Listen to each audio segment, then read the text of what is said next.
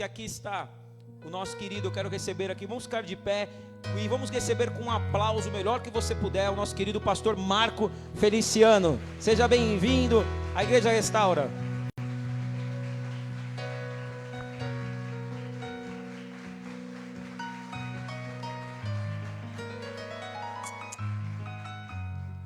Graças a Deus. Eu cumprimento os irmãos com a paz do Senhor. Quem está feliz com Jesus hoje? Tu encontra uma pessoa bonita do teu lado e dê um sorriso para ela, nem que seja com os olhos, né? Já que a gente não consegue mais sorrir com os lábios. É uma alegria estar aqui nessa igreja nessa noite, conhecendo o pastor Éder. Tivemos um momento de comunhão muito prestativo e abençoado ali no camarim. Deus te abençoe muito. Esse ministério há de crescer e impactar esse lugar aqui.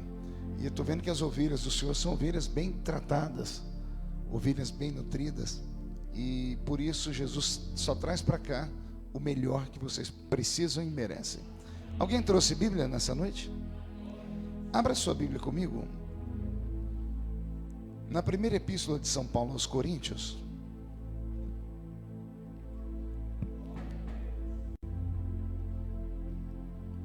O capítulo é o de número 2.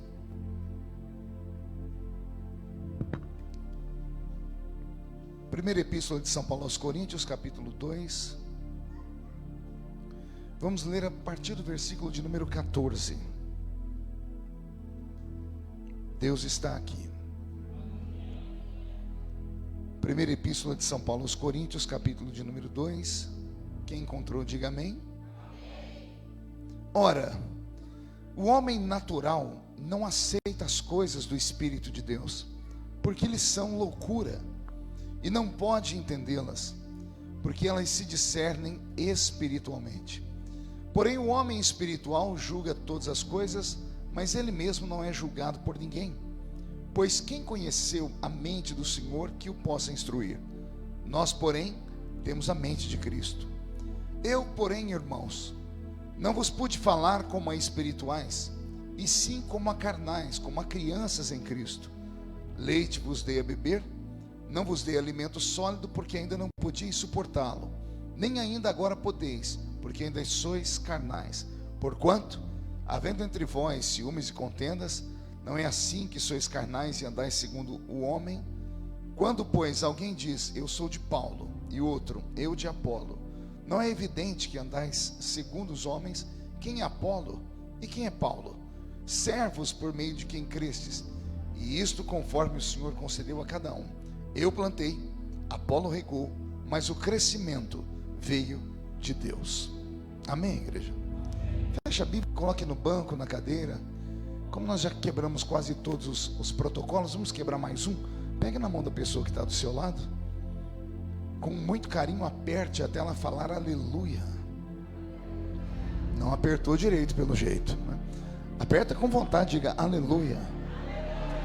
Eu costumo dizer que pentecostal que não faz barulho está com defeito de fabricação, não é? Vamos orar nessa noite? Pai, nós te exaltamos, nós te glorificamos, e nós entendemos que dentro de alguns minutos este santuário ficará pequeno para o tamanho da glória que o Senhor vai mandar do alto dos céus. Os que vieram tristes começarão a saltar de alegria. Os que vieram se arrastando não voltam para casa se arrastando. Hoje voltarão voando nas asas de um novo tempo. E antes que eu comece a revelar os seus segredos, cerque esta igreja com a sua presença. E num raio de 5 quilômetros, onde houver um demônio alojado, eu dou a esses demônios segundos para sumirem daqui, porque se não sumirem, serão queimados pelo poder da sua glória, que aqui será derramada. Rasgue o céu sobre nós, manda anjos de fogo descerem aqui, que estes anjos desçam, trazendo brasas de fogo nas mãos. Comecem a esparramar estas brasas entre nós, e onde houver um crente cheio do Espírito Santo, pega ele nesta noite, Jesus, e mostra o caminho da verdadeira e poderosa adoração. Fala conosco, fica conosco, é o que eu te peço agora e sempre. E toda a igreja diz, os que podem tomem seu assento, aplaudindo a Jesus, porque Ele é bom, porque Ele é maravilhoso. Querida igreja, noiva do Cordeiro, simpatizantes da nossa fé, amigos que vieram de perto ou de longe, para este lindo culto dessa noite, o Senhor preparou para nós aqui um grande banquete. E eu espero que todos aqui estejam famintos pela revelação da glória do Senhor. Eu sirvo a Jesus, pastor Éder, desde criança, como estava comentando com o senhor ali dentro. Eu prego desde os 13 anos de idade. Hoje eu tenho 48, sei que estou com cara de 60 e o corpinho de 70. E você ri porque não é você, bocó, né? Só Jesus sabe como os dias são pesados. Mas eu não trago na minha memória, desde a minha infância até os dias atuais, a lembrança de um culto que Jesus tenha faltado à reunião. Um irmão entendeu. Eu vou tentar melhorar para ver se todo mundo entende. Eu quis dizer que desde criança até hoje, eu não me lembro de um culto que Jesus tenha sequer chegado atrasado à reunião. Às vezes, por motivo de força maior, chegamos no culto depois que ele começa. Às vezes, somos obrigados a sair do culto antes dele terminar. Mas Jesus nunca fez isso. Ele chega quando o primeiro crente chega, e ele só vai embora quando o último crente vai embora. Isso quando ele não encontra aqueles crentes maluquinhos, que eu não sei se tem aqui, que amam emendar o culto numa vigília, né? Porque se ele encontrar os vigilheiros, ele fica com eles até o sol raiar. Tudo isso porque ele deixou na sua palavra uma promessa. Ele disse: esta é a minha igreja, e as portas do inferno não prevalecerão contra ela. Quem pertence a esta igreja viva e pode dar um glória a Deus bem alto? Maravilha. Servindo a Deus desde criança, eu já preguei tudo que você possa imaginar. Eu preguei aqui, ali, acolá. São mais de 80 países do mundo, onde eu já reparti as minhas experiências com irmãos de todas as sortes. Públicos imensos, já preguei para 500 mil pessoas em um só espaço. E também já viajei o Brasil para ir lá no Japão pregar numa igreja em Nagoya com 5 crentes. E tanto para os 500 mil quanto para os 5 crentes, a glória de Deus foi real. Porque Deus não olha para a quantidade de pessoas, Ele olha para a qualidade das pessoas. E o que eu vou trazer aqui hoje para vocês é um ensinamento sobre o que é a verdadeira igreja. Nós temos um chamado de Cristo na Bíblia Sagrada para centenas de discípulos. Dessas centenas, Jesus segregou 12 e os transformou em apóstolos. Nem esses 12 deram conta de fazer o trabalho perfeito. E aprove ao Senhor Jesus levantar um 13º apóstolo, que era o apóstolo São Paulo. Paulo só é erguido pelo Senhor porque Pedro, Tiago e João, que eram uma espécie de esteio, pilares da igreja fundada pelo Senhor Jesus, não obedeceram à sua voz. Porque o Senhor disse: vocês vão receber poder para serem minhas testemunhas. Serem testemunhas aqui em Jerusalém, Samaria, Judeia e até os confins da terra. Mas Pedro recebeu tanta unção em Pentecoste, que bastou o Espírito Santo descer sobre ele, e em 2 cultos, ele construiu uma igreja com 8.000 membros. Consegue imaginar isso ou não? Ele que negou Jesus diante de uma vendedora de púrpura, antes de receber o Espírito Santo, agora que recebe o poder do Espírito Santo, prega um sermão e 3.000 pessoas se convertem. Ele resolve marcar uma segunda cruzada, e na segunda cruzada 5.000 pessoas se convertem. Em 2 cultos ele tem 8.000 membros convertidos de verdade. Membros que um dia acreditaram em Pedro quando ele disse: Jesus está voltando, então vendam tudo que vocês têm e coloquem aos meus pés aqui. E o povo obedeceu. Essa história todo mundo conhece, está em Atos dos Apóstolos. Só que não era essa a intenção do Senhor. Jesus não voltaria naquele tempo. E como o Senhor tinha certeza que os 12 primeiros não dariam conta, porque eram judeus extremamente ortodoxos e achavam que a salvação realmente era só para os judeus, aprova o Senhor Jesus levantar um 13º profeta, que foi o apóstolo São Paulo, que a princípio era chamado de Saulo. Como esta palavra Saulo não existe na língua hebraica, o nome verdadeiro é Saul. Nós sempre falamos Saulo de Tarso, na verdade era Saul de Tarshite. Quando a Bíblia Sagrada vai dizer que esse apóstolo São Paulo era um doutor da lei, muitos crentes acreditam que ele era um sacerdote, e ele não era sacerdote, porque sacerdotes só vinham da tribo de Levi, e ele era um benjaminita, da tribo de Benjamim. Então quando a Bíblia diz que Paulo era doutor da lei, ela está falando em ipsis literis, ela está dizendo, ele era doutor nas leis humanas, portanto ele era um advogado. Era um advogado que aprendeu lá na escola hebraica, aos pés do Dr. Gamaliel, que era a maior mente pensante do seu tempo. Então Jesus, que havia outrora escolhido 12 homens, e pegou eles no meio da plebe, no meio do povão. Pedro e João eram sócios de uma embarcação de pesca, e ele foi segregando no meio da sociedade. Agora o Senhor traz para o meio da sua igreja um intelectual, alguém que é poliglota. Quem já leu isso na Bíblia deve ter visto Paulo dizer: eu falo mais línguas do que todos vocês. E o crente pentecostal raiz, quando escuta isso, já entra no mistério, né? Porque ele acha que Paulo falava em variedade de línguas. Não é isso que ele está dizendo. Ele está dizendo: eu me comunico em vários idiomas. Ele era estudado. Imagine numa época em que os judeus viviam sob o domínio de Roma como escravos, e a maioria das pessoas não sabiam ler nem escrever. Já tinha um judeu que era advogado, que tinha dupla cidadania, que era poliglota, que vinha da aristocracia judaica, um homem que tem tanto conhecimento e contato com autoridades, que recebe cartas, e com essas cartas de autorização dada pelos sacerdotes da época, ele vai tentar aniquilar um movimento que está nascendo. O movimento nasce com o nome de O Caminho, possivelmente porque alguns dos seguidores deste caminho disse: o nosso líder um dia disse: eu sou o caminho, a verdade e a vida. E é lá no caminho de Damasco, os irmãos devem conhecer a história, quando a glória do Senhor Jesus explodiu diante daquele homem pequeno, e o Senhor fez da vida dele uma grande obra. É esse homem que vai receber a autoridade de Deus para dividir o mundo em duas partes. Existe uma igreja antes de Paulo, e há uma igreja depois de Paulo. Antes de Paulo, a igreja era uma espécie de judaísmo cristão, ou um cristianismo judaico. É Paulo quem vai tirando o ranço do judaísmo do nosso meio e purifica e constrói de fato a religião que nós conhecemos hoje como cristianismo. É ele quem vai dar para nós as suas homilias, os dogmas, vai nos ensinar sobre tudo aquilo que está escrito na palavra. É ele quem vai dizer para nós coisas sobre-humanas. E é aqui que eu começo a entrar, porque o meu corpo já fica arrepiado. Geralmente pessoas simples têm mais facilidade de crer no que é invisível, no que é incrível, no que é sobre-humano, no que é metafísico. Geralmente pessoas que não têm muita cultura acreditam em qualquer coisa. Tente falar para o seu professor de filosofia, tente falar para o seu professor da universidade sobre poder sobrenatural. Você vai ter dificuldade em dialogar com o seu professor, porque ele vai falar que isso é simplesmente uma loucura. E eu recebi aqui o 14º apóstolo, né? Isso, vou agradecer muito o irmão, se levar ele ali para o cantinho, vai ganhar um beijo o senhor e ele depois, viu?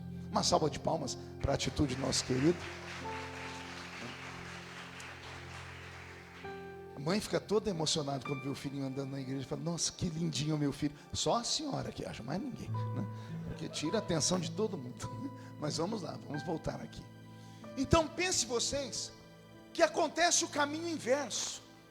Se pessoas simples e simplórias são mais abertas ao mundo invisível, espiritual, metafísico, e pessoas intelectualmente preparadas têm mais dificuldade, aqui nós temos o caminho inverso.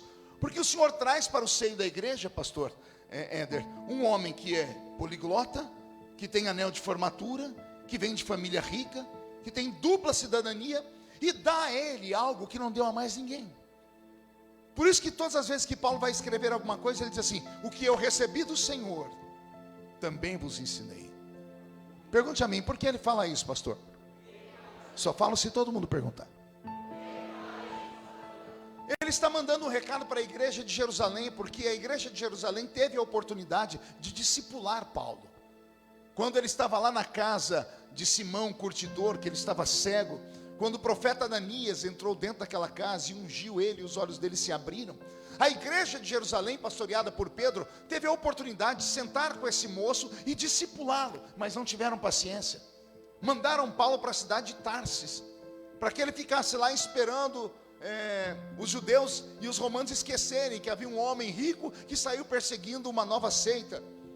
Se você abrir a carta aos Gálatas, quando Paulo está falando, ele desabafa, ele diz: 14 anos vocês me deixaram sozinhos. A igreja podia ter discipulado ele se transformaria em mais um apóstolo, e a igreja continuaria sendo uma igreja judaico-cristã, ou um cristianismo judaico. Mas como a igreja o abandonou, o Senhor não o abandonou.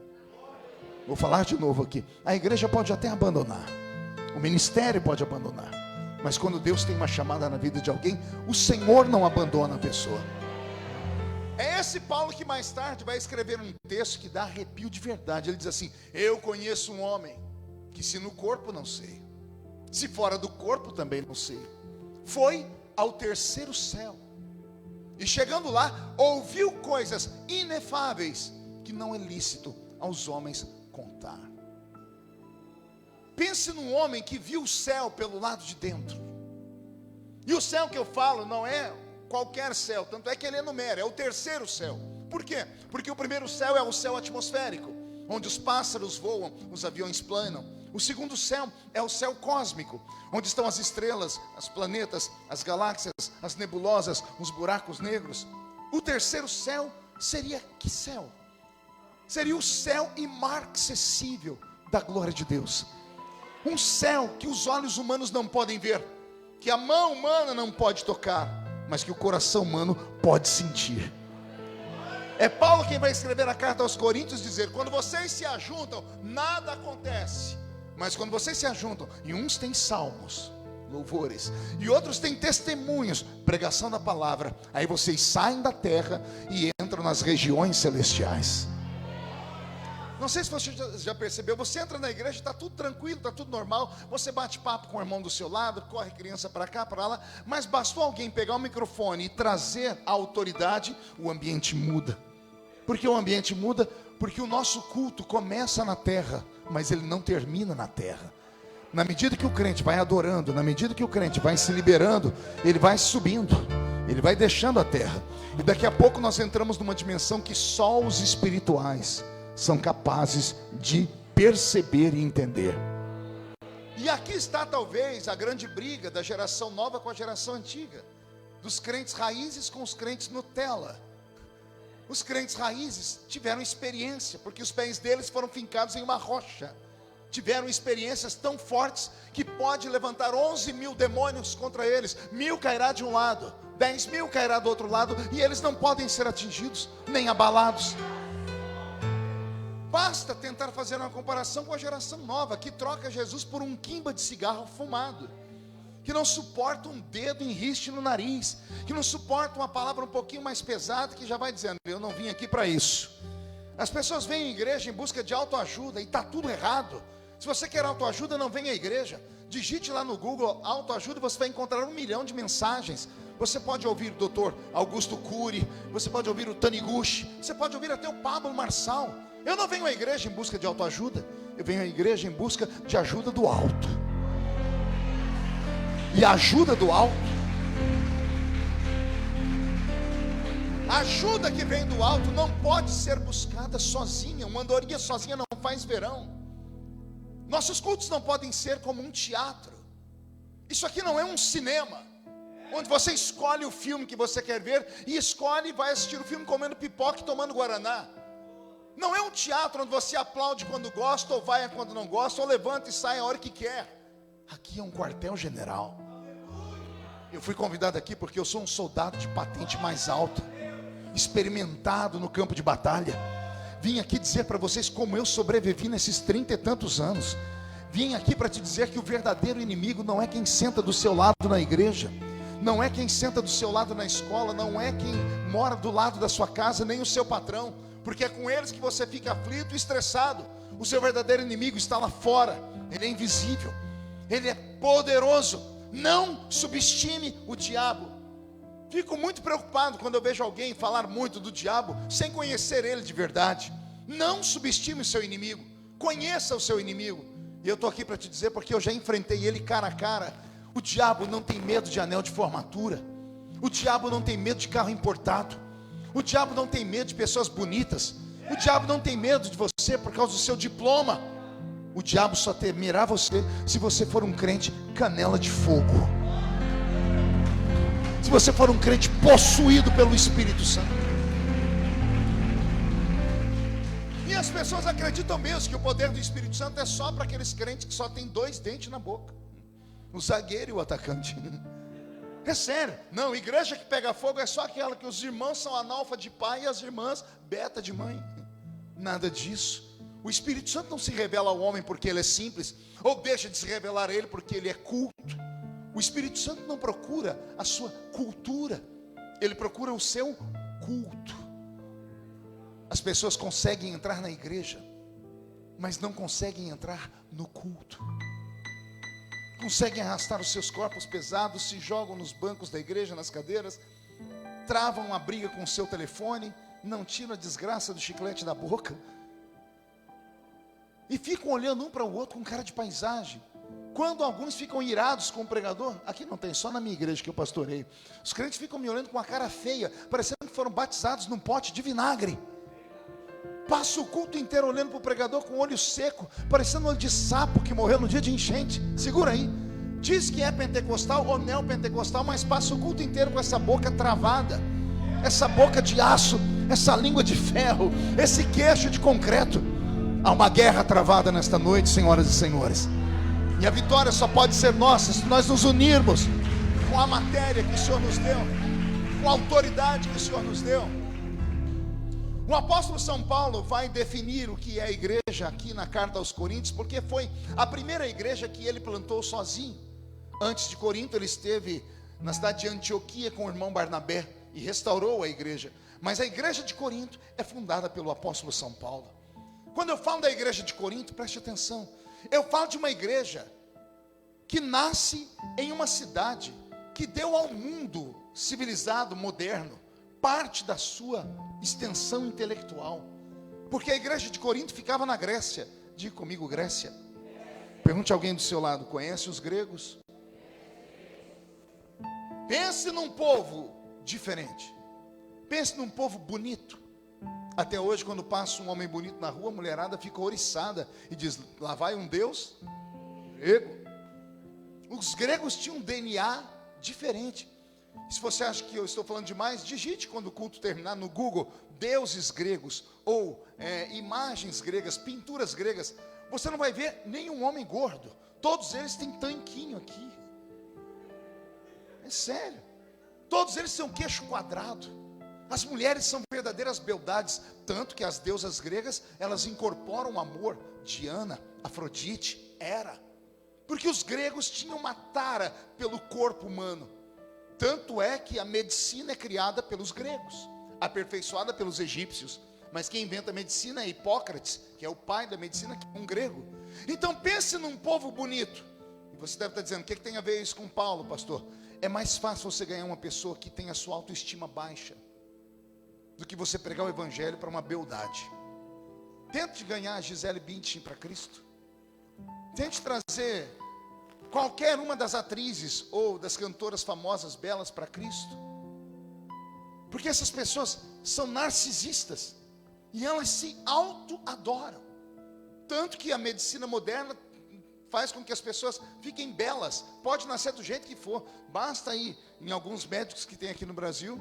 Tem um que inclusive é um grande amigo meu, Dr. Igor, lá de Belo Horizonte. Ele conseguiu deixar a Gretchen parecendo uma mulher diferente. É sério. Ele conseguiu fazer. Depois, por favor, edita isso, botar na internet, acaba a minha vida. É mais um processo, eu não aguento mais. Tá bom? Pastor, posso confiar? Então tá. Ufa. Eu e minha boca. Mas eu estou mentindo? Não estou. A mulher vai parar na mão do Dr. Igor, que ele é irmão nosso, é cheio do Espírito Santo. As mulheres vão parar na mão dele, parecendo uma bruxa. Depois que ele faz o tratamento, ela sai da mesa dele parecendo uma Xuxa. Porque os homens e as pessoas gostam desse negócio. Então, Paulo vai pregar para um povo que não tem problema de autoestima. Não bastasse os gregos serem bonitos, pense num povo inteligente. Eu disse um povo? 3.000 anos atrás, eles ficavam andando, olhando para o céu, olhando para os pássaros, olhando para as plantas, para o oxigênio, e ficavam filosofando. Tanto é que a filosofia nasce com os gregos. A palavra filosofia é a soma de duas palavras em latim, philos e sofia. Philos seria amor, amante, e sofia, inteligência. Amantes da inteligência, namorados da sabedoria. dia desse eu estava em Brasília, meu telefone tocou quando eu vi a minha filha mais velha. Ela nunca manda mensagem, então quando manda, fala, Jesus tem piedade. Já entrei para ver, já deu desespero, dá aquele desarranjo aqui intestinal.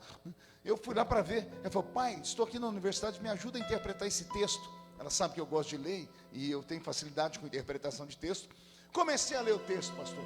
Li a primeira linha, a segunda, a terceira, voltei. Li de novo, voltei. Pela terceira vez, eu não entendia bolhufas do que estava escrito. Aí eu rolei para baixo para ver quem tinha escrito. Platão. O infeliz do Platão viveu 1000 anos antes de Jesus. E até hoje os nossos filhos ficam apavorados na faculdade, porque ninguém consegue entender o que ele escreveu. E eu só falei de Platão. Se eu citasse aqui Sócrates e Aristóteles, a tríade dos pensadores gregos, pense num povo que além de ser bonito, é inteligente. Por que eu estou falando isso? É mais fácil pregar para pessoas que não têm cultura. É mais fácil pregar para pessoas que nunca tiveram conhecimento. Você as convence com mais facilidade. Vai convencer o seu professor. Vai convencer a pessoa que você conhece, que é estudada. Ela vai te fazer 1 milhão de questionamentos e vai possivelmente fazer você voltar para casa entristecido. Mas Paulo não, ele quer encarar os bonitos e inteligentes. Não bastasse serem bonitos e inteligentes, pense num povo rico. Eram os gregos. Tanto que a maior cidade da Grécia, do mundo antigo, é a cidade de Éfeso. A cidade de Éfeso, em baixa temporada, 500 mil habitantes. Em alta temporada, 1 milhão de habitantes. E eu estou falando disso há 2000 anos atrás. Uma cidade que ficava geograficamente tão bem estabelecida, que todas as embarcações eram obrigadas a parar nela. Porque não havia carvão naquela época, ainda não havia as embarcações não eram movidas a carvão e nem a energia elétrica. Então era tudo movido a escravos. Então eles tinham que parar para abastecer, dar comida ali. E isso fez a cidade ficar milionária. Em Éfeso haviam fábricas de madeira, e tudo naquela época era feito de madeira. Fora as grandes pedrarias que existiam, que eles confeccionavam bustos e imagens e mandavam para o mundo todo. Éfeso era uma cidade rica. A Grécia era uma cidade rica, era um país rico. E aí, ao invés de Paulo ir pregar para os pobres, ele vai pregar para os ricos. Se ele quisesse fundar uma igreja com 1 milhão de membros, era só ele sair ali de Jerusalém, descer um pouquinho, passar pela cidade de Tebas, que é a última cidade que faz fronteira entre Israel e a África, desceria ao Egito e pregaria para os africanos. Eu já fiz isso e já vi muitos amigos fazerem isso. Quer ter uma experiência? Arrume dinheiro, vai para a África, compre um caminhão lá, encha de alimentos e vai para qualquer aldeia e começa a distribuir alimentos. Você reúne 100, 200 mil pessoas e depois que você dá um pacote de arroz para eles, eles sentam para te ouvir 10 horas pregando. E quando você faz o apelo, eles aceitam Jesus chorando. Porque é mais fácil pregar para pobres do que pregar para ricos. Mas o nanico Paulo gosta de desafio. Ele vai pregar para pessoas bonitas, ricas e inteligentes. Pior, pergunte o quê? Ele vai pregar para pessoas que são místicas. Porque os gregos tinham um céu só deles, chamado Olimpo. Lá nas montanhas que cercam a Grécia. O Monte Olimpo. E no Monte Olimpo está o panteão dos deuses gregos. Zeus. Ao lado de Zeus estão seus 2 irmãos, Poseidon e Hades. E da soma desses 3, com os mortais, nascem lá Hércules, Hermes e tantos outros, Teseu. Hollywood transformou eles em filmes. Você assistiu Fúria de Titãs? Você deve ter assistido até a Mulher Maravilha, que era filha de Zeus com uma tal de Artemísia. Ele diz que Zeus não dormiu com Artemísia, mas deu para ela o sopro de vida e ela fez a Mulher Maravilha do barro. Culturas, pensamentos, mitos gregos. Os gregos são tão arrogantes que não aceitavam Deus nenhum de fora. O céu não era para o universo, era no Monte Olimpo. E é lá que Paulo vai pregar o evangelho para eles. E você deve estar perguntando, pastor, por que o senhor está falando tudo isso? Porque na segunda carta de Paulo aos Coríntios, Paulo faz uma reclamação. Ele vai falar com a igreja, alguém se levanta e ele diz assim: o senhor te usou aqui porque você era inteligente. Quando você veio pregar para nós, você usou sua sabedoria. E Paulo, na defesa do evangelho, diz: não, quando eu fui ter convosco, nada do que eu vos falei foi em demonstração, nada do que eu vos falei foi em costume de sabedoria humana, mas em demonstração de Espírito e poder de Deus, eu revelei a vocês a salvação. Paulo, quando entra na Grécia, ele tem que mostrar para os gregos que o Deus dele é maior do que Hades, é maior do que Poseidon, é maior do que Zeus, é maior do que os deuses que comandam o vento, o inferno e a água. E não me pergunte como, eu sei que o nanico teve êxito. Se você encontrar aqui na Bíblia a história de Paulo entrando em Atenas, você vai ver a sabedoria dele. Ele vai entrando em Atenas, na avenida principal, um monte de imagens a todos os deuses gregos, e ele vai até o último lugar daquela avenida e encontra lá um altar vazio. Tem sacrifício e tem uma placa escrita: ao Deus desconhecido. E o nanico vai para o Areópago, que era onde os homens gregos se reuniam para falar da sua sabedoria, ou para contar as suas histórias, e ele começa a dizer: atenienses, conhecendo muito bem a cultura de vocês, passeei pela cidade, e vi que a fé de vocês é tão grande nos deuses, que com medo de deixar algum deus sem sacrifício, vocês fizeram para ele um altar, e erigiram um altar ao Deus desconhecido. Pois eu estou aqui para dizer que o sacrifício chegou diante dele, porque eu sou sacerdote do Deus desconhecido. É esse Paulo que vai então conseguir conquistar os gregos. Aí então ele funda a igreja de Corinto. Diga comigo, Corinto. Eu queria que você entrasse comigo na igreja de Corinto. Tem coragem? Então respire fundo e se amarre no banco. Pense numa igreja diferente. Pense numa igreja que para você entrar dentro dela, lá fora, um diácono tinha que te dar uma senha. Pergunte para quê? Para você saber que hora que você podia profetizar. E alguém está dizendo: pastor, que igreja organizada. Organizada uma vírgula. Exatamente porque ela era desorganizada. Paulo estava no culto, levantava um profeta aqui, ele está escutando o profeta aqui, levanta outro ali. Ele está ouvindo os dois falar, levanta um terceiro no canto. Ele está tentando ouvir os três, levanta um quarto no canto. Ele é obrigado a ensinar: irmãos, calma, todos podem profetizar, mas cada um a seu tempo. As pessoas estão falando em línguas dali e daqui. Paulo diz: todos podem falar em línguas, mas se houver entre nós alguém que interprete as línguas, vai edificar toda a igreja. Você consegue imaginar uma igreja nessa dimensão? Não.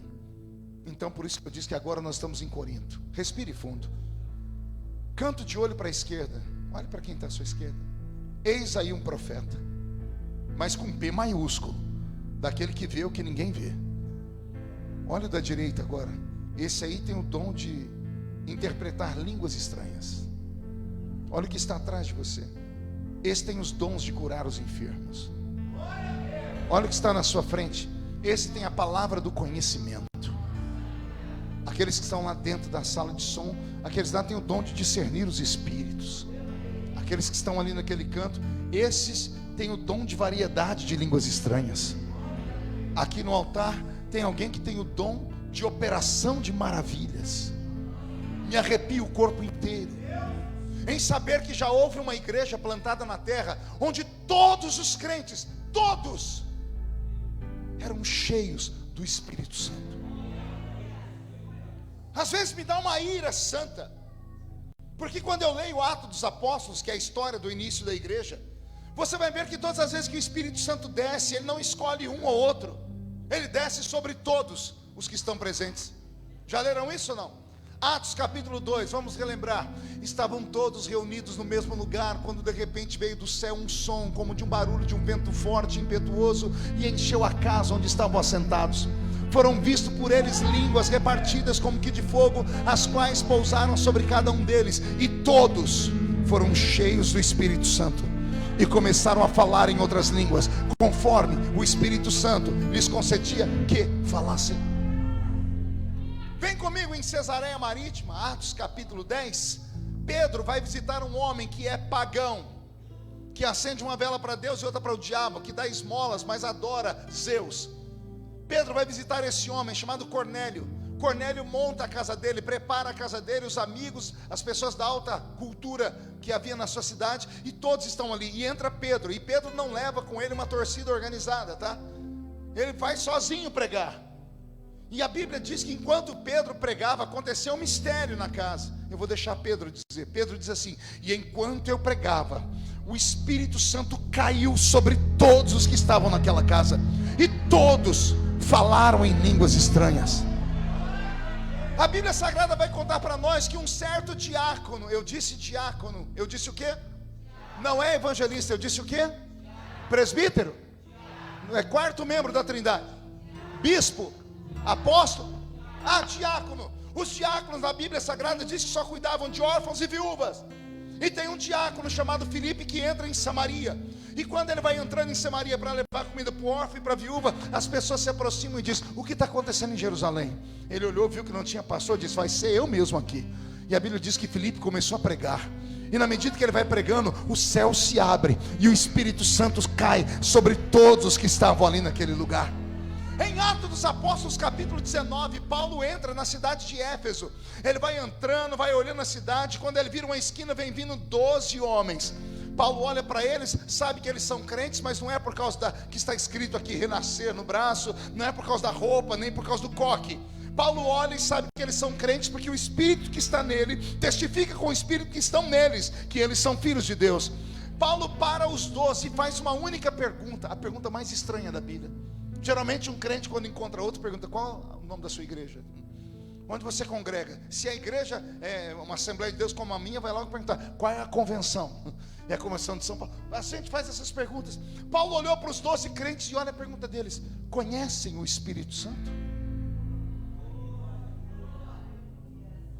Vocês conhecem o Espírito Santo? E os 12 olharam e disseram: nós nunca ouvimos falar que existe tal Espírito. E aí Paulo disse: então dobrem os joelhos aqui, no meio da rua. A obra era tão urgente que não deu tempo de Paulo levá-los para dentro de uma igreja. Eles dobraram o joelho na rua, e a Bíblia diz: e Paulo, impondo a mão sobre os 12, todos foram cheios do Espírito Santo e começaram a falar em línguas estranhas. Aí a pergunta que vem e sem resposta fica é: por que nós, homens e mulheres modernos, da igreja odierna, a igreja que não é perseguida como eram perseguidos nossos irmãos antigamente, uma igreja que tem liberdade para tudo, por que quando o Espírito Santo vem, pega um ou outro? Uma pessoa dá glória a Deus, a igreja inteira olha para trás para ver quem é a criatura. Já aconteceu isso? E detalhe, a criatura gritou o quê? Não gritou o seu nome não? Porque eu só olho para trás quando alguém chama o meu nome. Você está no shopping center e tem 1 milhão de pessoas, você escuta todo mundo conversar. Se alguém gritar o seu nome, você para na hora e olha para trás, não é? A pessoa que deu glória a Deus na igreja não gritou o seu nome, ela gritou glória a Deus. Agora pense comigo, se ela chamou a sua atenção, imagine o Deus a quem ela chamou de verdade. Precisamos entender que nós não podemos nos reunir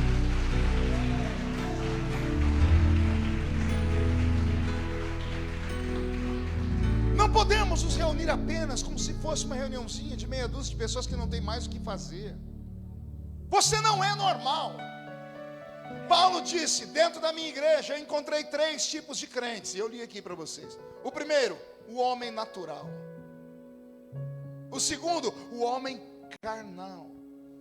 O terceiro, o homem espiritual. Um dos 3 é você: natural, carnal e espiritual. Paulo vai dizendo: ao homem natural não posso cobrar nada, porque o nome já diz, ele é natural. O que é natural é aquele que teve só uma natureza. O homem sem Cristo nasceu uma única vez, por isso ele é natural. Por isso ele não é filho de Deus, ele é só uma criatura de Deus. João capítulo 1, verso 11 e 12, ele veio para os seus e os seus não receberam, mas a todos quanto receberam, deu-lhes o poder de serem feitos filhos de Deus. Nem todo mundo é filho de Deus. Às vezes a gente, para fazer a lei da boa vizinhança, fala: não, você é meu irmão. Não é não. Só é meu irmão quem aceitou Jesus como Salvador, quem creu na cruz e no sangue que ele derramou lá, e que leva uma vida em retidão, e que busca pelo menos o caminho da pureza e da santidade, porque sem santidade ninguém verá o Senhor. É o que está escrito na palavra. Ao homem natural está ordenado apenas viver. O homem natural não conhece as coisas do Espírito, porque ele nasceu só uma vez. Para ele tudo é da terra. O homem natural tem 5 sentidos que Deus deu a ele como dom. Eu disse 5? Lembra dos 5 sentidos? Visão, audição, olfato, paladar e tato. Esses 5 sentidos são dons que Deus deu à raça humana toda, a toda a sua criatura humana. Para que servem os 5 sentidos? Para que o mundo físico seja real para o ser humano. Por exemplo, quando eu fui recebido aqui hoje pelo pastor Éder, quando eu abracei ele, o meu olfato detectou que ele não usa mais perfume do Avon. O perfume dele não fala português, mas nem se pagar. Só pude perceber por causa do meu olfato. Eu só sinto a densidade desse púlpito por causa do meu tato. Só vejo a beleza da roupa de vocês por causa dos meus olhos. Só percebo a bela melodia que Roberto toca pelos meus ouvidos. E quando terminar o culto, já prepararam uma marmitinha ali para mim. O meu paladar vai detectar as guloseimas que fizeram ali. Então os 5 sentidos Deus deu a todos os homens indiscriminadamente. Só que são sentidos naturais para o homem natural. Com os sentidos naturais, o homem natural percebe o mundo físico, porque o homem é matéria. Matéria precisa perceber matéria. Amém? Mas esse é o homem natural. Mas Paulo diz que existe o homem espiritual. E quem é o homem espiritual? Paulo diz, é aquele que discerne tudo. Discernir é perceber. O homem espiritual tem um dom a mais, que eu chamo de sexto sentido. E não se apavora. Uma irmã ali atrás faltou fazer o sinal da cruz. Ela lembrou do filme do molequinho lá com Bruce Willis dizendo: I see people dead all the time. Eu vejo gente morta toda hora. Não tem nada a ver com isso. E aquela história que o senhor fala que a sua mulher tem o sexto sentido também não é verdade. É que mulher tem útero, né? Mulher percebe diferente. Mas o sexto sentido, ele existe. E o que é o sexto sentido? Ele tem a mesma finalidade dos outros 5, só que para um mundo que lhe é cabível. 5 sentidos naturais para o mundo natural. O sexto sentido, ele abre o mundo invisível. O homem espiritual, ele percebe o mundo invisível. O homem espiritual, ele é sensitivo. Pastor, isso é coisa de candomblé? Não. Tudo que existe no mundo espiritualista é mera cópia da realidade. Porque o certo, o original, somos nós. Porque o nosso Deus deu esse poder a nós. O diabo imita Deus. Os servidores do diabo tentam imitar os filhos de Deus. Pois quem tem que ter visão a longo alcance e percepção do mundo espiritual somos nós. Alguém aqui já foi fazer uma visita para alguém que precisava muito? Uma visita espiritual? Alguém já foi? Ninguém nunca fez visita para ninguém? Fez. Você lembra que antes de ir você orou?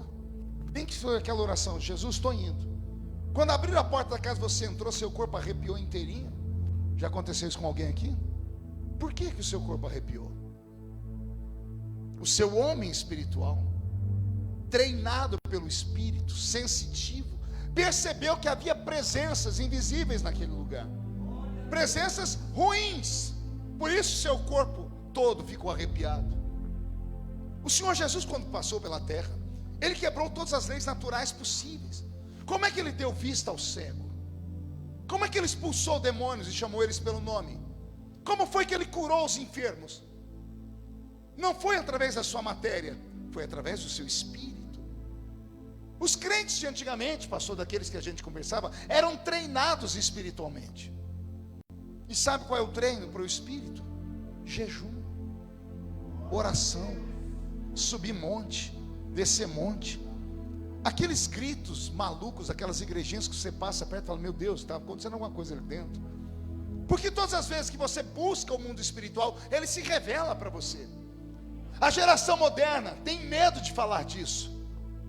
A geração moderna tem medo de falar sobre o diabo. Tanto que foi feito um censo aqui em São Paulo poucos dias atrás, eu ri muito. A Folha de São Paulo publicou: 90% dos paulistas acreditam em Deus, 60% só dos 90% acreditam no diabo. Ora, se você acredita em Deus, suprema força do bem, você tem que acreditar que é uma suprema força do mal que se contrapõe a ele.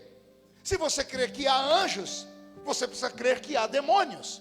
Se o Espírito Santo vem sobre nós e nos enche, ele nos enche para um sentido: para que você, ao sair lá fora, tenha força para vencer o verdadeiro diabo, para vencer o verdadeiro inimigo. Mas nós não queremos mais isso. Falaram comigo esses dias: pastor, por que Jesus não cura mais? E eu disse: eu tenho a resposta. Falaram: qual a resposta? Ele não precisa mais curar a gente, todo mundo tem Unimed ou outro plano de saúde. Por Por que antigamente o Senhor curava mais? Vou dar um exemplo, lá do meio da roça onde eu nasci. Nós só tínhamos Jesus. Não tinha hospital e não tinha farmácia. E a tal da doença ruim só ataca de noite. E de noite a vila inteira acordava. Eu abria a janela, aquela janela fechada em tramela. Ninguém aqui sabe que é tramela, só eu, que eu sou da roça. Você sabe que é tramela? A gente abria aquela janela na tramela e olhava, e daí uma criatura correndo com um filho desfalecido. Ia para onde? Para a casa do velho presbítero assembleiano. O presbítero assembleiano, né? Aquela coreografia dele, a barriga, a curva da prosperidade. O cemitério de frango, né?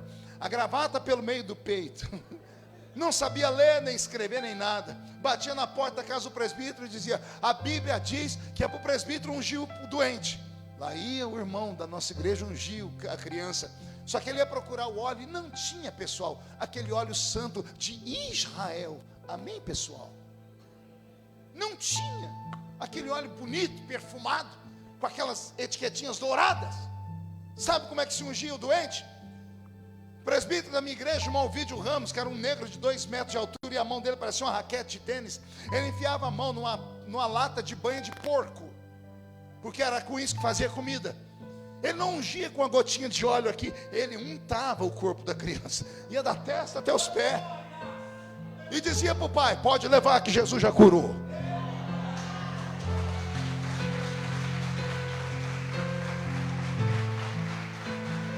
No dia seguinte, a vila não falava de outra coisa, porque a criança de noite estava morrendo. De dia, quando a gente abria a porta, lá está o moleque correndo, soltando pipa.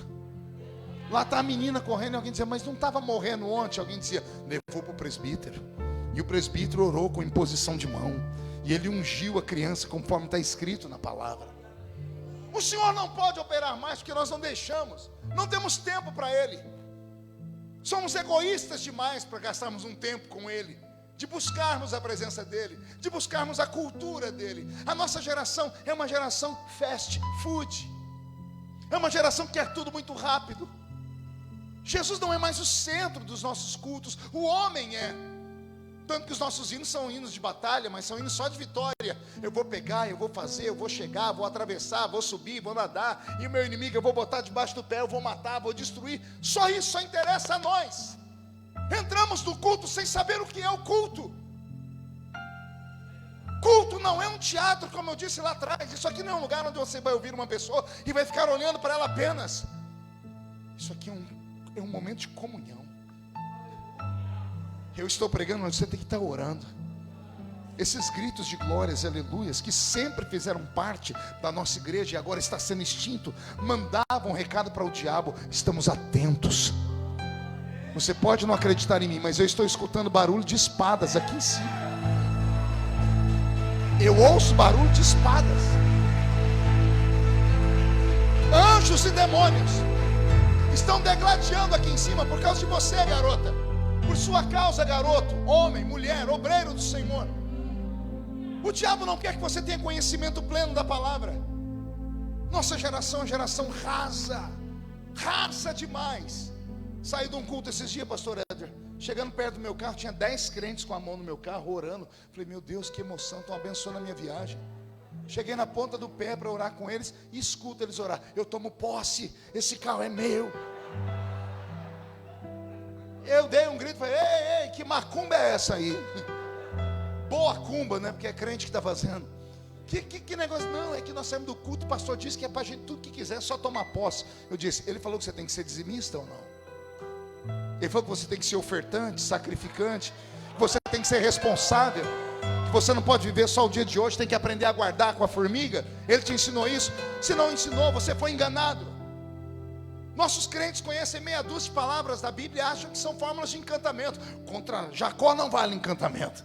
Se levantar, né, vai cair. Deus abriu a porta e ninguém fecha. Para com isso. Você só lê a caixinha de promessa. Eu acho tão interessante a caixinha de promessa. O cidadão acabou de matar uma pessoa e vai lá na caixinha de promessa: estou contigo e não abro, meu servo. Só tem promessa. O salmista não mandou você colocar a Bíblia e deixar ela aberta no Salmo 23 na sua sala. O salmista não disse que você tem que decorar meia dúzia de palavras. Ele disse: eu escondi a tua palavra no meu coração, para eu não pecar contra ti. viveremos dias de profunda angústia daqui para frente. Não há sinal de luz brilhante no fim do túnel. A igreja evangélica será perseguida se não houver uma mudança política. Se houver uma mudança política, eu não sei o que faremos. É hora da igreja se preparar. Não é hora de você ficar entrando na igreja sendo dono do seu próprio nariz, somente ouvindo. Você tem que se preparar em casa. Estamos perdendo tudo. Estamos perdendo os nossos filhos. Quem tem filhos em universidade sabe o que eu estou dizendo. Falava para o pastor agora há pouco, e aqui está um exemplo, pastor. Eu falei para ele, estava pregando um congresso da minha igreja, Assembleia de Deus, e pedi para os irmãos pararem e olharem por cima das cabeças. Faça isso agora, olhe por cima aqui. Procure os irmãos de cabelos brancos. Não tem mais. As igrejas cristãs, de qualquer vertente, sejam as igrejas pentecostais, neopentecostais, reformadas, sempre tiveram nichos de pessoas velhas que deram luz aos seus filhos. Os filhos ficam na igreja, os filhos têm os netos vão para grupo de crianças, os filhos para os adolescentes, os casados ficam lá no coral. O círculo de oração era feito só de irmãzinhas de cabelo branco. Os de cabelo branco foram embora, gente, e ninguém ficou para ocupar o lugar deles.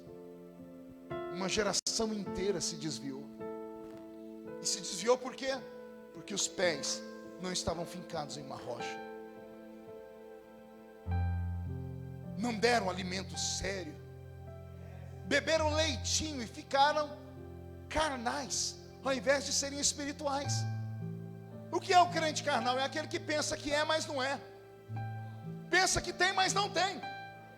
Ele acha mesmo que por estar na igreja desde quando veio o dilúvio na terra, ele está com o nome dele garantido no livro da vida. Riqueza, saúde, não significa que você está salvo. Não, Deus está cuidando de mim, tá? E aqui dentro como é que está? Porque por fora eu vejo que você está muito bem, obrigado.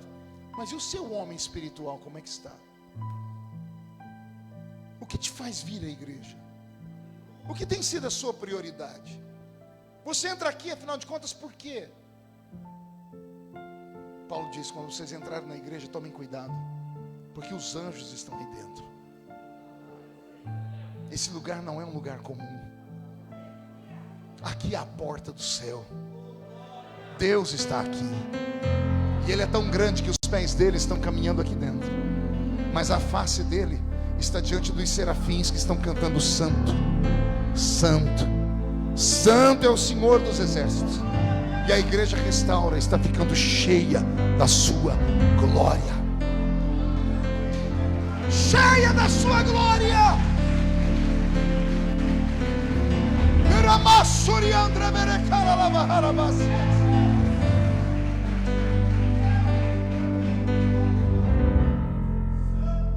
Está faltando espírito nos nossos cultos.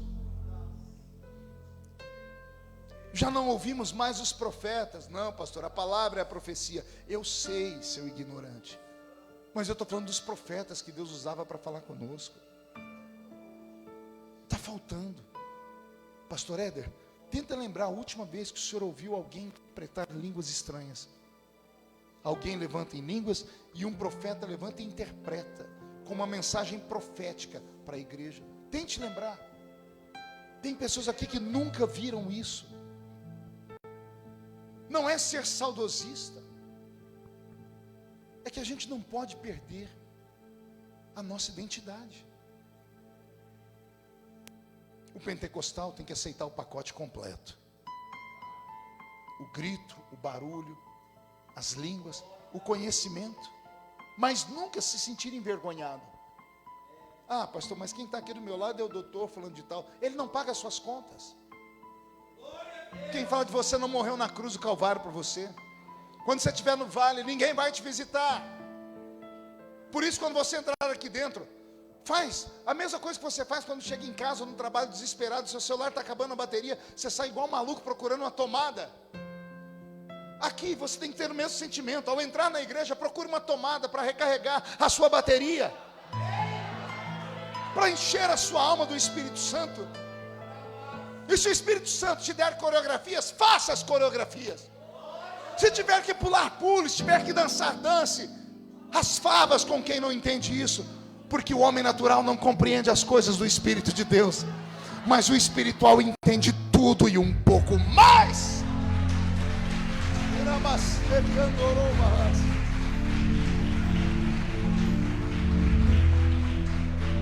Dia desses eu cheguei na igreja que eu pastoreio e me deu uma tristeza. Somente eu orava, todo mundo sentado. Eu subi ao púlpito, dei uma bronca. Alguns ainda dobraram o joelho. Consegui ficar com o joelho dobrado 1 minuto e se levantaram. Terminou o culto, eu me lembrei de quando eu era jovenzinho na igreja. O culto nosso começava às 7h30, mas 7 horas a gente já estava na igreja. E quando chegava às 7h02, 7h05 era um problema. Porque o crente, depois de muito tempo na igreja, ele compra o lugarzinho dele, né? Irmão, sai daí que esse lugar é meu. E a gente tinha que chegar para trás, tinha que sair pulando os irmãos. E o medo de esbarrar num deles. Tinha gente chorando, falando em línguas. Você olhava os bancos, era tudo de madeira, né? Estava tudo molhado. Ou de lágrima ou de cuspe, né? O crente babava, mas não tinha problema, a gente limpava depois. Eu amava isso. Porque o meu lugarzinho ficava entre 2 tochas de fogo. 2 moços de oração. E quando eu me alinhava entre os 2 e orava, eu sentia o céu abrir. Mas o melhor momento do culto para mim era 7h29. Pergunte por quê. Eu olhava para o relógio, ele já apitava 7h29. Eu tinha aquele reloginho digital. Porque 7h30 em ponto, eu ia ouvir a voz do meu pastor. Eu amava ver o meu pastor começar o culto. Porque os presbíteros levantavam, chacoalhavam o sininho. Outros diziam assim: irmãos, vamos estar em pé, vamos começar o culto. O meu pastor não, ele era um baiano bravo. Era um baiano sem pescoço. Tem 2 tipos de baiano, com pescoço e sem. O sem pescoço é aquele que a cabeça é colada aqui assim. Essa turma é braba aqui só. Era um homem muito bravo, mas era um homem santo. E ele começava o culto dele sempre cantando um louvor. E eu não vi a hora de ouvir ele cantar. Ele cantava um louvor que era assim, ó: em fervente oração, vens o meu coração na presença de Deus derramar. Conhece? Mas só podes fluir o que estás a pedir quando tudo deixares voltar. Vamos lá, coral. Quando tudo perante o Senhor estiver e todo meu ser Ele controlar,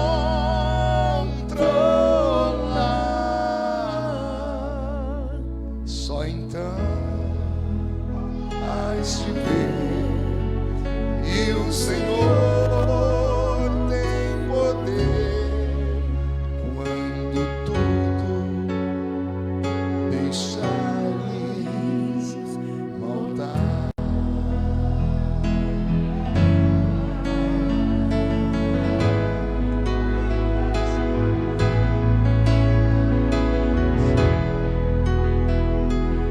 É nostálgico, né? Mas foi assim que aqueles velhos levantaram o império do Senhor na terra. Não tinham ouro nem prata, mas tinham levanta e anda. Não tinham templos de Salomão, mas a essência do cenáculo sempre estava nos nossos cultos. Não tínhamos dinheiro para trazer de fora agitadores de água como eu. Eu sou um agitador de água. Qualquer criança que tomava a palavra, o Senhor operava. Batismo com o Espírito Santo, não precisava marcar culto especial para isso. Ei, igreja, onde foi que nós erramos? Onde nos perdemos? Em que esquina da vida você se esfriou? O Espírito fala ao meu coração que eu estou falando aqui para profetas que há muito tempo não profetizam.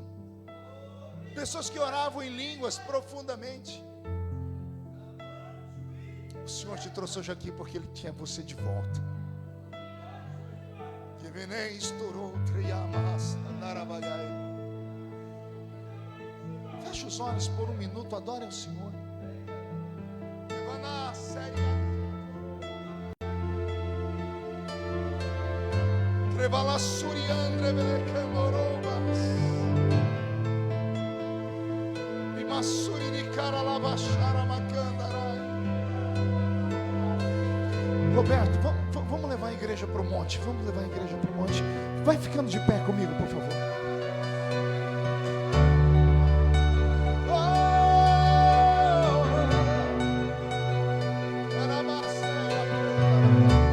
Feche os olhos. Casa mais simples que o anjo da morte não entra. A estrada que corre pro mar, o vento que abre o caminho é você. Moisés viu Deus na sarça e um tempo ele duvidou. É você. Agora ele está no meio do deserto e não aguenta a pressão. E ele diz: Deus, eu quero ver de novo. Nuvem que aponta o destino. Eu quero ver a sua glória de novo. Cobre o passado. E o Senhor diz para ele: sobe. Sacia a fome, a rocha que mata a minha Sobe o monte, é Moisés. você.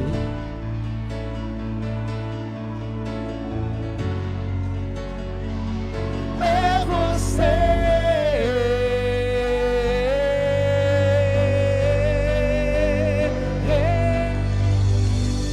Mais perto do monte, mais perto da face, me espanto com o peso da tua glória. Mais perto da glória, é mais perto da morte, e o medo quer me parar, então me tira o me faz dizer, Moisés, suba em meu lugar. Me faz entender que a tempestade é você, chuva forte é você, vento forte é você, e o que me faz tremer as pernas, a porta aberta é você, mas a fechada é você, é tudo sobre você. Mais perto do monte, mais perto da face, me espanto com o peso da tua glória. Mais perto da glória, mais perto da morte, e o medo quer me parar, então me tira o medo e me faz dizer, Moisés, suba em meu lugar. Me faz entender que a tempestade é você, chuva forte é você, vento forte é você, o que me faz tremer as pernas, a porta aberta é você, mas a fechada é você, é tudo sobre você. Yeah. Senhor, a sua igreja está à sua disposição. Onde houver alguém cheio do Espírito Santo, derrama os dons sobre eles. Os batizados com o Espírito Santo sejam renovados. Os que nunca falaram em línguas sejam batizados com o Espírito Santo agora. Levanta os profetas. Mostra que o Senhor está na casa. Derrama a sua glória agora, agora, agora, agora. E vou subir no monte que muitos desistiram, e vou ficar lá até te encontrar. Eu vou entrar na casa e vou fazer a morada e vou ficar lá até te encontrar. Eu vou subir no monte que muitos desistiram, e vou ficar lá até te encontrar. Feche os olhos. Levante a mão direita bem alta. Diga comigo em nome de Jesus.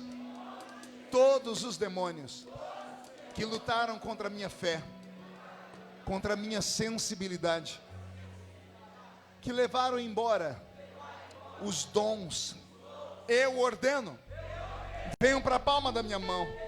Feche a sua mão e segure esses demônios em nome de Jesus.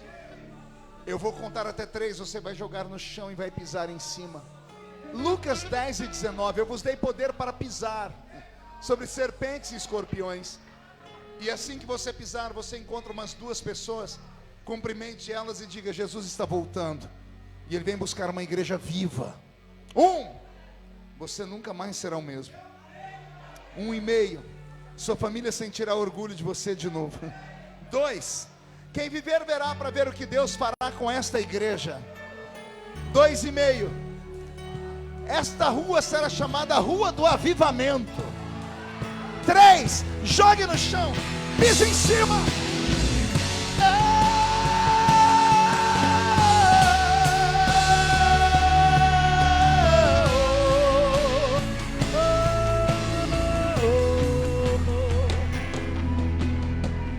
Tu és a minha luz, a minha salvação, E a ti me renderei. Se ao teu lado estou, seguro em tuas mãos, eu nada temerei.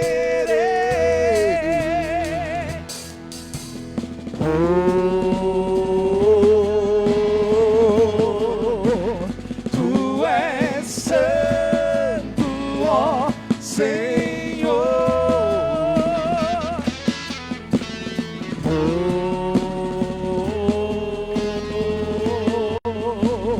Tu és digno de louvor. Só Em ti confiarei, eu nada temerei. Em frente eu irei, pois eu sei que vivo está. E um dia voltará do céu pra nos buscar. Pra sempre reinarás. Aleluia.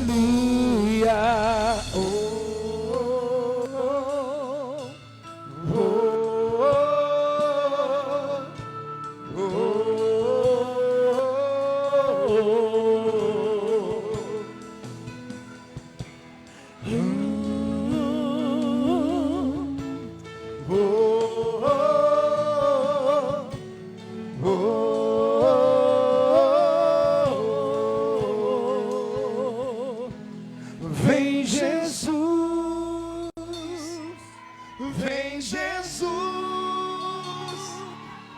Maranata, ora vem, Senhor Jesus. Que lindo. Cadê a igreja? Vem.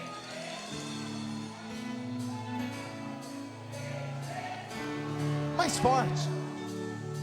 Maranata, ora vem, Senhor Jesus. Bem forte agora. Vem, vem.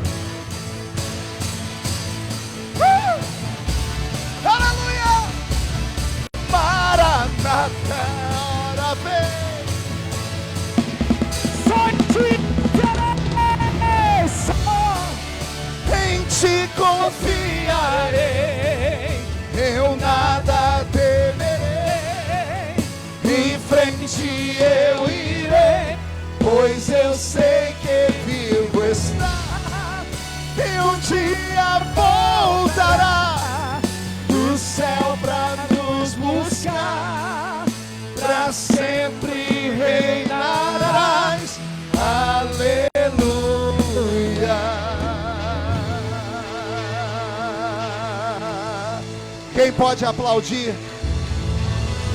Quem pode aplaudir e gritar? Quem pode aplaudir, gritar e dar um pulo para cima?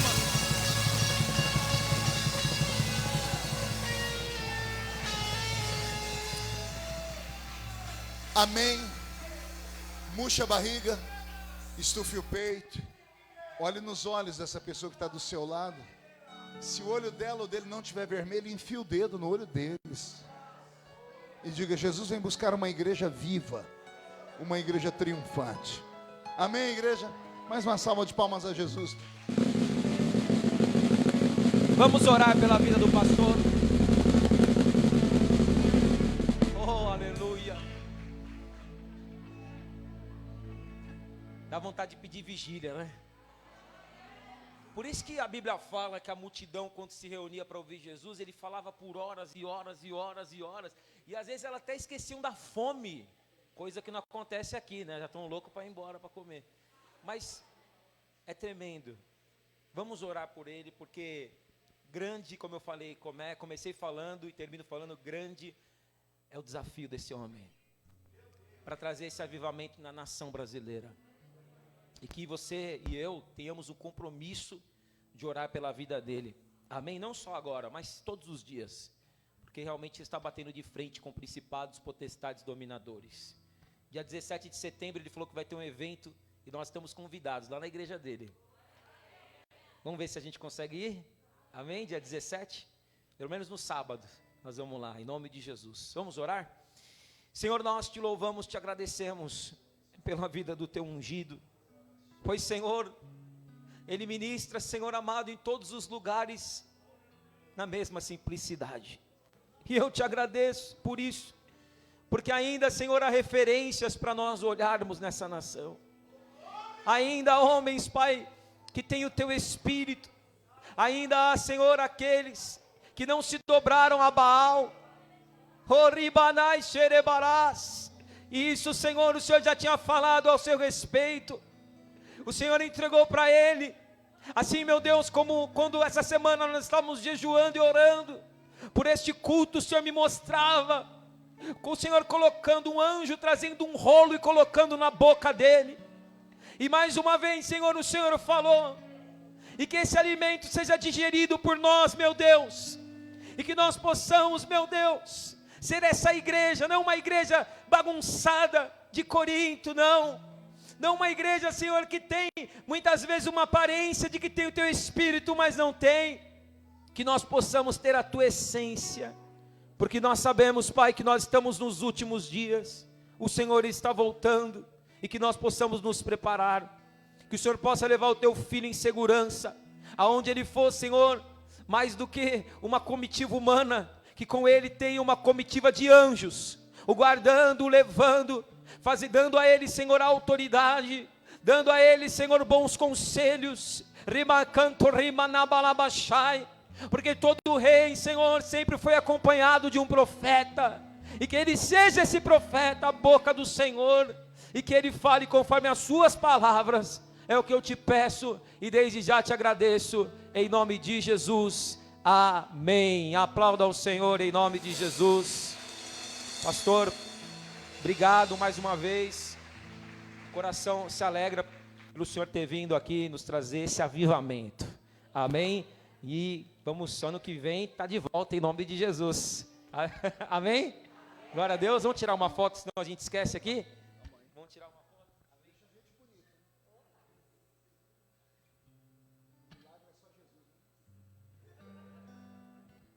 amém, vamos tirar uma com a igreja, Jé, vem daqui, ó, aí você tira com a igreja no fundo.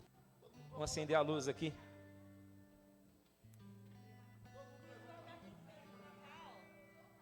Ó, em primeira mão, o pastor não vai poder ficar, né? Porque ele parece que vai gravar um CD aí, ó.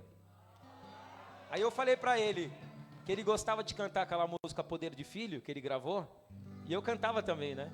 Amém. Vamos tirar foto.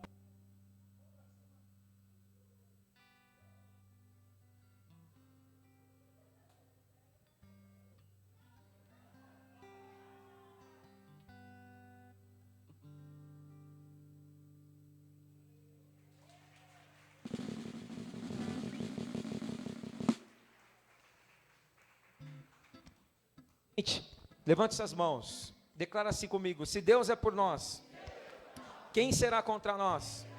O Senhor é meu pastor e nada me faltará. Pai nosso que estás no céu, santificado seja o teu nome. Venha a nós o teu reino. Seja feita a tua vontade, assim na terra como no céu. O pão nosso de cada dia nos dá hoje. Perdoa as nossas dívidas, assim como nós perdoamos nossos devedores. E não nos deixe cair em tentação, mas livra-nos do mal, pois teu é o reino, o poder e a glória para sempre. Amém. Receba a bênção, que o Senhor te abençoe, que o Senhor te guarde, que as ricas consolações e misericórdias do Altíssimo e seja sobre a tua vida, a tua casa e a tua família. Leve esse poder para a tua casa, que o avivamento entre na tua casa, que todos os dias você sinta essa presença maravilhosa, que essa presença não seja pontual, mas seja sempre. E eu profetizo que vai ser sempre. Hoje foi um divisor de águas na tua vida espiritual. Eu te abençoo em nome do Pai, do Filho e do Santo Espírito de Deus. Amém. Aplauda ao Senhor em nome de Jesus. Domingo, 7 horas, te espero aqui, 7 da noite. Deus abençoe, vão na paz. Amo vocês. A alegria do Senhor, a nossa força é. A alegria do Senhor, a nossa força é. A alegria do Senhor, a nossa força é. A alegria do Senhor. Ninguém pode tirar, ninguém pode roubar, ninguém pode tirar. Ninguém pode tirar, ninguém pode roubar, ninguém pode tirar. Águas vivas que inundam a alma, como um mar invadindo a praia, fonte de vida que nutre e sustenta, que faz transbordar nossos corações. Durante as horas escuras da noite, não deixará bater seu povo. Fortalecidos no Espírito Santo, quem tem alegria não pode parar. A alegria do Senhor, a nossa força é. A alegria do Senhor, a nossa força é. A alegria do Senhor, a nossa força é. A alegria do Senhor. Ninguém pode tirar, ninguém pode roubar.